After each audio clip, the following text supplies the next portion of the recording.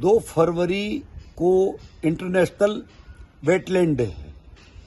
राजस्थान में Rajasthan state wetland authority बनी हुई, उसके अध्यक्ष है राजस्थान के वन पर्यावरण मंत्री। मैं उनका ध्यान आकृष्ट कर बताना चाहता हूं कि राजस्थान में 3,42,239 वर्ग किलोमीटर कुल क्षेत्रफल है।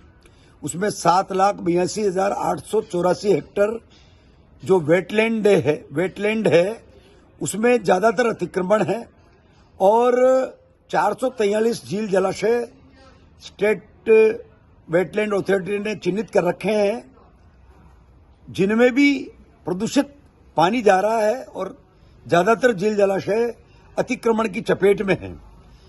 अगर हिसाब लगाया जाए तो मात्र 2.29 वेटलैंड का प्रतिशत है, जो बहुत कम है। 24 ऐसे झील जलाशय है राजस्थान में जिन पर विकास कार्य होना है। दूसरा, ज्यादातर जितने भी झील जलाशय राजस्थान में हैं वो उनमें पानी आने के जो रास्ते हैं उन पर अतिक्रमण है, पानी आ नहीं पाता है और पानी जो आ रहा है वो शहरों का सीवरेज वाला पानी आ रहा है, जिससे झील जलाशय सारे प्रदूषित हो चुके हैं, जो बदबू भी मारते हैं। उससे जैव विविधता पर बहुत बुरा असर पड़ रहा है। ये राजस्थान सरकार की ठोस प्रतिबद्धता वनों के प्रबंध और संरक्षण के प्रति दर्शाते हैं। तो इसमें हम एक गंभीर नवाचार कर रहे हैं, जो वनीकरण का दशक भी चल रहा है। संयुक्त राष्ट्र संघ का decade on ecosystem restoration, ecological restoration जिसको आप कहते हैं, तो उस दिशा में हम काम कर रहे हैं और मुख्य रूप से टेक्नोलॉजी है उसमें प्रमाण आधारित गंभीर बदलाव लाए जा रहे हैं। एक उदाहरण दूंगा मैं कि अगर आपको प्राकृतिक वनों की तरह वन प्राप्त करना है अगले कुछ समय में, तो आपको प्रकृति के अनुरूप ही कार्य करना होगा। जो जैव विविधता को, जो प्राणी जैव विविधता है उसको भी बढ़ावा मिले और प्राणियों द्वारा इन पौधों के जो फल हैं उनका विकिरणन भी हो ताकि पुनरुत्पादन बेहतर हो सके।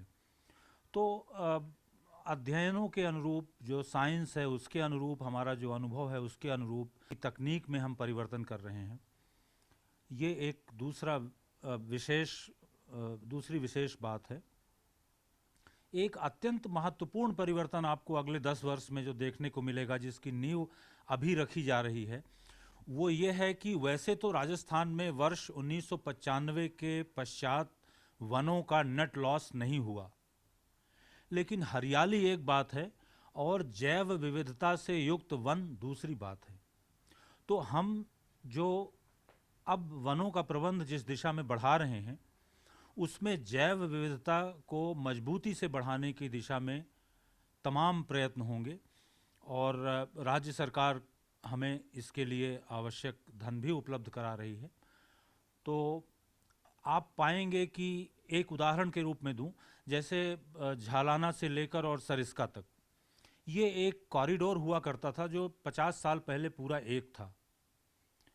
इसके लाभ लोगों को क्या होते थे ये आप इस रूप में समझ सकते हैं कि यहाँ गिरने वाला पानी जो ज़मीन में जज्ब होता है वो पूरी इस इलाके की आबादी को ग्राउंड वाटर रिचार्ज के रूप में मिलता था।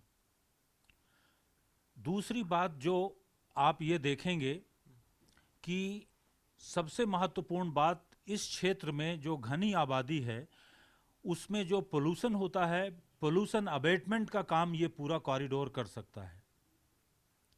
तीसरी बात, लोगों के लिए हरियाली का सानिध्य हमारी इम्यूनिटी बढ़ाता है, हमारा मानसिक और शारीरिक स्वास्थ्य दुरुस्त रखता है। तो इन सब बातों को जब आप देखते हैं तो अर्थव्यवस्था में इन वनों का गंभीर योगदान है। बहुत ही महत्वपूर्ण विभाग है वन की दृष्टि से और पर्यावरण की दृष्टि से। ये महत्वपूर्ण विभाग मुझे दिया है, जैसा आप कह रहे हो ये चुनौतीपूर्ण काम है।